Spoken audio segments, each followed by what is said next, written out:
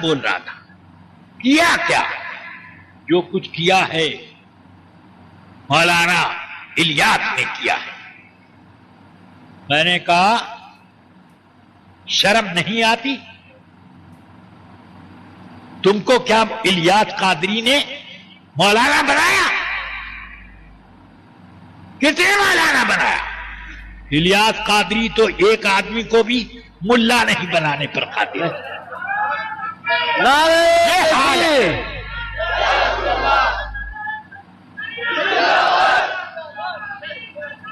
راجو شریعہ جیسا ہو.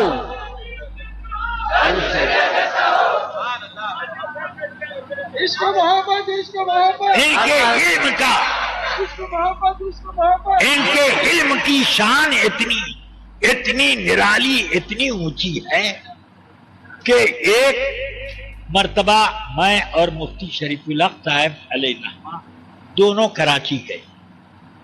ان کو پتا چلا کہ یہ دونوں آئے ہوئے ہیں تو 3 بجے رات میں زیارت کے لیے تشریف لائے. ان کا یہی طریقہ ہے کسی سے ملنے جائیں گے تو کوئی دیکھ نہ سکے کہ ارے کسی عالم سے ملنے گئے. ہاں ٹھیک نقب لگانے کے وقت ان کو ملاقات کا شوق ہوتا. ہاں گھروں میں نقب لگانے کا جب وقت تو اس وقت یہ چلتے ہیں کہ کوئی پہچان نہ لے کہ فلانے عالم کے پاس گئے تھے. تو اب آئے مفتی صاحب کو بھی انہوں نے کچھ نذرانہ دیا, مجھے بھی دیا. تو میں نے لے کر یوں رکھا اور پھر میں نے کہا لیجیے, میں نے قبول کیا. یہ اب آپ میرے لیے حرام ہے لینا. میں نے کہا معاذ اللہ توبہ توبہ, یہ کیسی بات کر. نہیں, کوئی چیز دینے کے بعد واپس لینا تو شرعاً حرام ہے. میں نے کہا کب سے آپ مفتی بن گئے؟ یہ حضرت مفتی بیٹھے ہوئے ہیں, یہ مفتی صاحب بیٹھے ہیں, آپ کیوں فتویٰ دیتے ہیں؟ ایسا فتویٰ آپ کو دینے کا حق کیا ہے؟ کیوں حضرت؟ اب مفتی شریف الحق صاحب سے کہتے ہیں کیوں حضرت یہ لینا مجھے جائز ہے؟ کہاں بالکل جائز ہے, کوئی قباحت نہیں. علامہ بالکل صحیح کہہ رہے ہیں. تو اب اتنا بڑا علم کا سمندر ہے یہ, مگر کیا کیجئے گا کہ سمندر رہ گیا پانی سوکھ گیا. سبحان اللہ. حضور محدث کبیر, حضور محدث کبیر, نائب قاضی اسلام, ممتاز الفقہا, شہزادہ سید الشریعہ.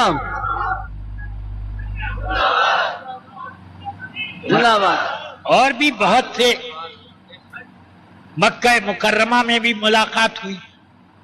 اب وہ آئے ملنے کے لیے, ٹھیک 3:30 بجے آئے. میں سویا ہوا تھا, ایک آدمی نے میری ٹانگ ہلائی. میں نے کہا کیا بات ہے؟ کہ حضرت مولانا الیاس عطار صاحب تشریف لائے ہیں آپ سے ملنے کے. میں نے کہا ٹھیک ہے, ان کو ادھر بیٹھو, میں آتا ہوں. تو میں اٹھا, سوچا کہ اب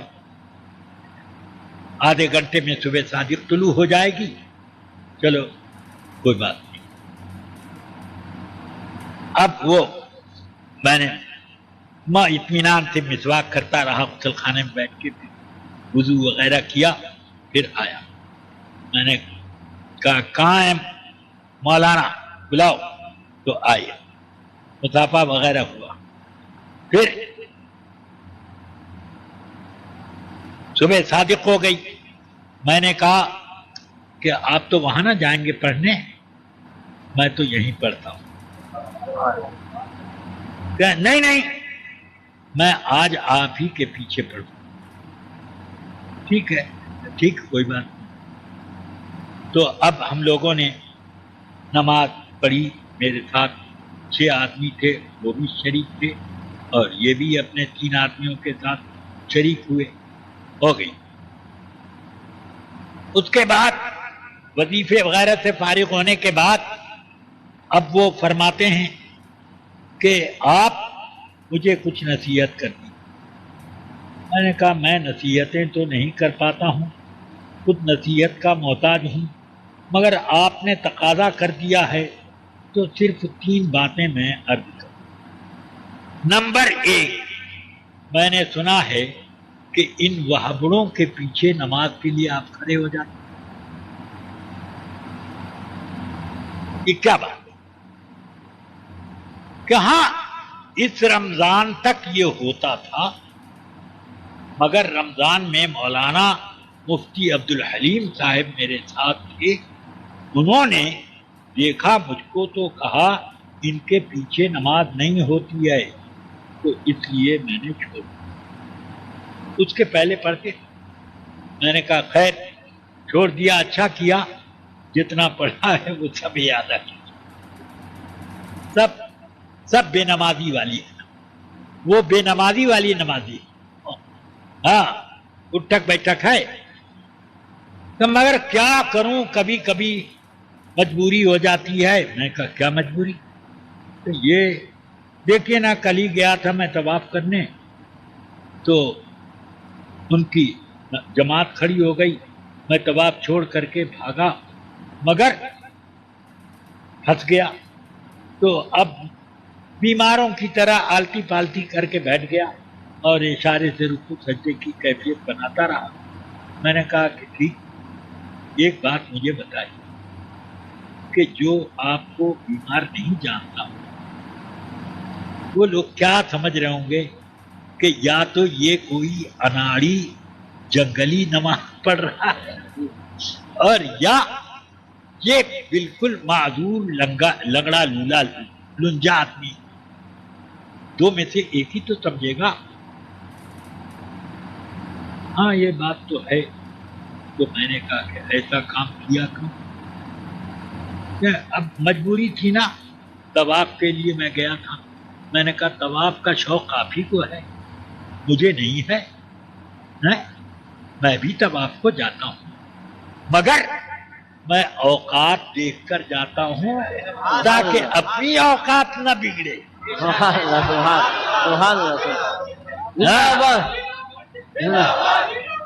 زندہ باد.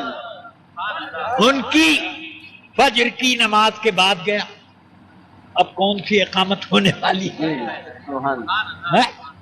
اسی طرح میں ظہر کی نماز کے بعد پہنچ گیا کبھی، اور اکثر تو میں یہ کرتا ہوں کہ 10 بجے رات کو جاتا ہوں، 1 بجے تک جو کچھ ہوتا ہے میں کرتا ہوں. میں نے کہا کہ ایک نفلی طواف کے لیے ایک اتنا بڑا گناہ کہ جس میں ایمان بھی خطرے میں پڑے، یہ مناسب نہیں تھا. اچھا ٹھیک ہے، اب آئندہ سے میں احتیاط کروں. میں نے کہا احتیاط کروں گا نہیں، کرنا پڑے گا. ہاں. میں نے کہا نمبر 2 یہ کہ آپ کی جماعت میں جو داخل ہو جاتا ہے وہ دنیا بھر کے علماء سے بے نیاز بلکہ ان کا مخالف کیوں ہو جاتا ہے؟ نہیں، ارے نکالو تو اپنے جیب لیے ہوئے ہو کہ نہیں. علماء کے فضائل اتنا بڑا ایک کارڈ تھا جس میں 8-10 حدیثیں لکھی تھی علماء کے فضائل کی، اتنے باریک قلم سے کہ مجھے بھی اسے بہت غور سے پڑھنے میں آیا. تو انہوں نے کہا میں نے یہ علماء کے فضائل 1,25,000 کی تعداد میں چھپوا کر تقسیم کرایا ہے. اب اس کے بعد بھی اگر لوگ علماء سے وابستہ نہیں ہوتے تو اس میں میرا کیا مطلب؟ میں نے کہا کہ نمبر 1 تو یہ کہ مجھے یہ سمجھ میں نہیں آتا کہ ایک آدمی سر کھلا گھومتا تھا، بلبلی جھاڑے، اور آپ کی تنظیم سے متعلق ہوا اور ہری پگڑی چپک گئی. اب وہ کبھی بھی ہلتی نہیں. یہ مجھے سمجھ میں نہیں آتا کہ جو آدمی ہری بڑی پگڑی چپکا سکتا ہے تو وہ عالم سے کا متعلق کیوں نہیں بنا سکتا. میں یہ نہیں کہہ رہا ہوں کہ دنیا بھر کے سارے عالم کی اتباع واجب ہے، بلکہ جو علماء صاحب کردار و عمل ان سے کیوں یہ کٹے ہوئے ہیں، ان سے کیوں، ان سے تو وابستہ رہنا چاہیے. نہیں، میں نے کہا سنیے ابھی بات میری پوری نہیں. دوسری بات یہ کہ آپ نے 1.25 لاکھ چھاپا. میں کہتا ہوں 1.25 لاکھ کیوں چھاپا؟ آپ نے اپنے اجتماع پاک کے پوسٹر کے برابر 100 کیوں نہیں چھاپا تاکہ وہ موٹے حروف میں ہر آدمی پڑھتا، اور یہ جو دیکھے گا موڑ کر کے تعویذ نہ بنا کے پہن لے گا کہ یہ حضرت کا تبرک ہے گلے میں پہننے کے لیے. یہ پڑھنے کے لیے نہیں ہے، یہ تبرک شریف ہے. میں نے کہا یہ آپ کے اوپر ذمہ داری ہے، اور اگر یہ ذمہ داری ادا نہیں کرتے تو یوم الحساب میں میں اللہ کے سامنے آپ کے خلاف استغاثہ کروں. اب تیسری بات جو آخری ہے، میں نے کہا دین کے ثبوت کے لیے اور سنیت کے استحکام کے لیے قرآن اور حدیث میں بڑی بڑی مضبوط دلیلیں موجود ہیں حقانیت کے ثبوت، مگر عجیب و غریب معاملہ ہے کہ حقانیت کے ثبوت کی یہ بڑی دلیل ہے کہ ایک مدنی نے خواب دیکھا کہ ایک عورت کو قبر میں عذاب کے فرشتے کوڑا لے کر کے اور گرز لے کر کے مارنے کے لیے تیار کھڑے تھے کہ اتنے میں رسول اللہ تشریف لائے اور ڈانٹ کر کے فرشتوں کو بگایا، ہٹو بھاگو، یہ میرے عطار کی مریدنی.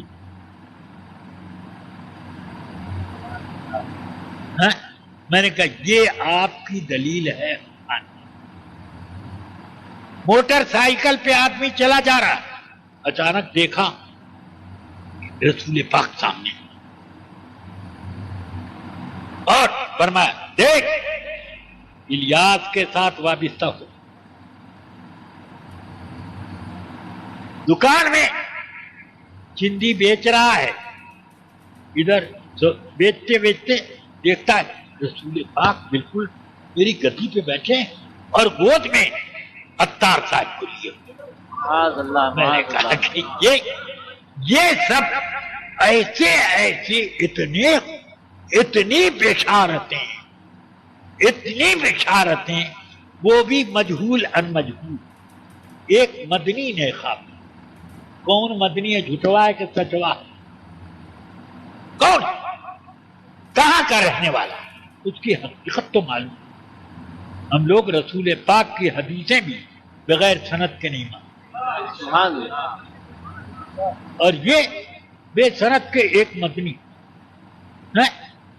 ارے وہ پتہ نہیں وہ مدنی وہ اجودھیا باشی حسین احمد مدنی نہیں نہ تھا، کون تھا؟ اس لیے رفیقان ملت میں نے ان سے یہ کہا، اتنی بے تعداد بشارتیں رویائے صالحہ طالحہ آپ کے متعلق ہیں کہ نہ میں نے اعلی حضرت کے بارے میں اتنا پڑھا، نہ غریب نواز کے بارے میں اتنا معلوم ہوا. ارے سب سے بڑھ کر غوث اعظم کے بارے میں بھی اتنی بشارتیں نہیں جتنی آپ نے. تو کیا آپ کے درجات کچھ 2-4 ہاتھ اوپر ہیں کیا اس سے؟ میں نے کہا کہ اب ایاز قدر خود شناس، میں نے کہا باتیں اور بہت سی ہیں، یہ 3 ٹھیک کر لیجئے تو اس کے بعد 300 اور پیش کرو۔